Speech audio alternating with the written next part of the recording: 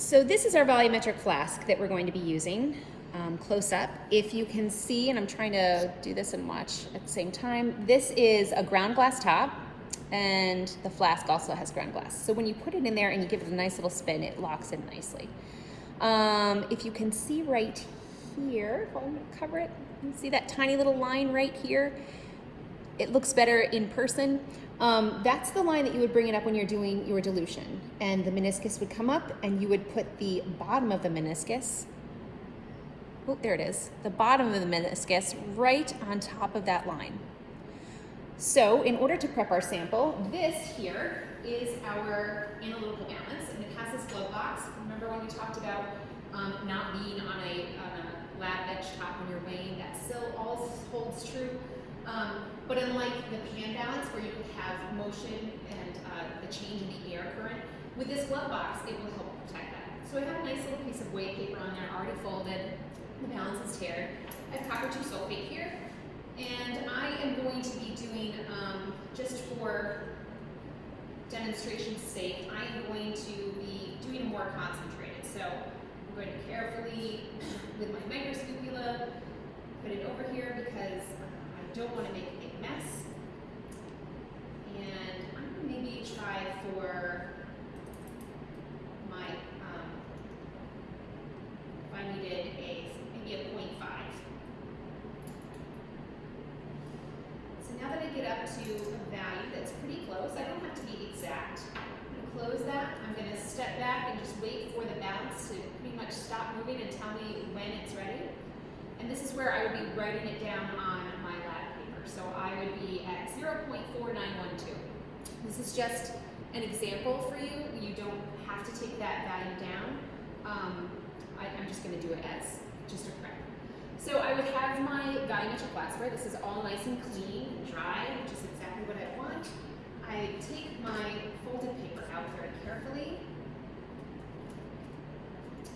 And then I would take this and I would stick it right inside of my volumetric glassware and let the solid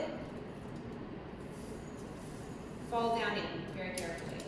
Since I want everything transferred, I now have my DI water bottle, and I would spray down my paper to make sure that all of my standard that I had just weighed is accounted for and now in my volumetric flask.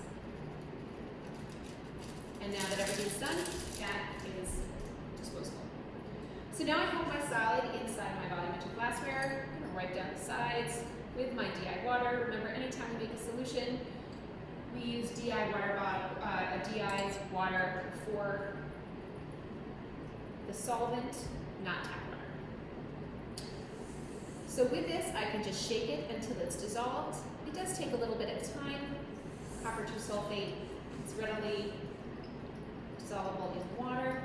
To get to that aqueous solution, remember we talked about that, we want to put in that solid phase of water.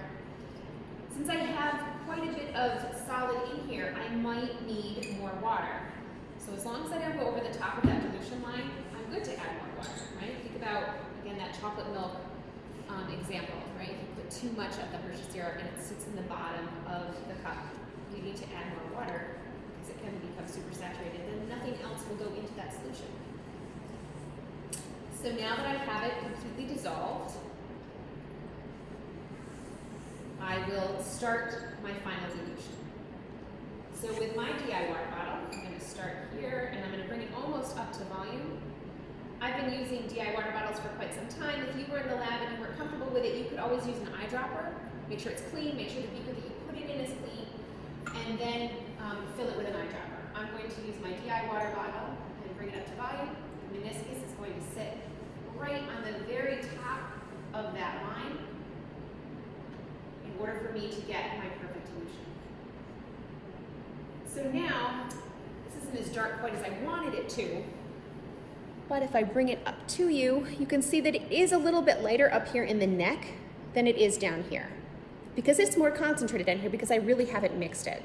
So if we take it and we invert it and we get some room up there and we shake it a few times, and then we do this about 3 times, then we're going to have a nice homogeneous mixture inside of that. So now through my volumetric flask, I would have the same concentration that I could then take and put in my spectrophotometer for a sample. Conversely, if we were to do this, and I'm not going to do the prep because you have done preps with beakers. If we were to take the beaker, we would then weigh whatever sample we decided we needed the weight of, and we would do it on the hand balance right here. Put some water in there very carefully because this one we can't go over the 10 mil mark. Take our glass stir rod, make sure it's clean, right, no contamination. We would then break up our sample, get it to dissolve inside of there, and then dilute to volume on the 10, only using this. Not using any other glassware that we have available to us, only the 10 milliliter beaker in order to bring it up to volume. And that's how we would prep those two samples.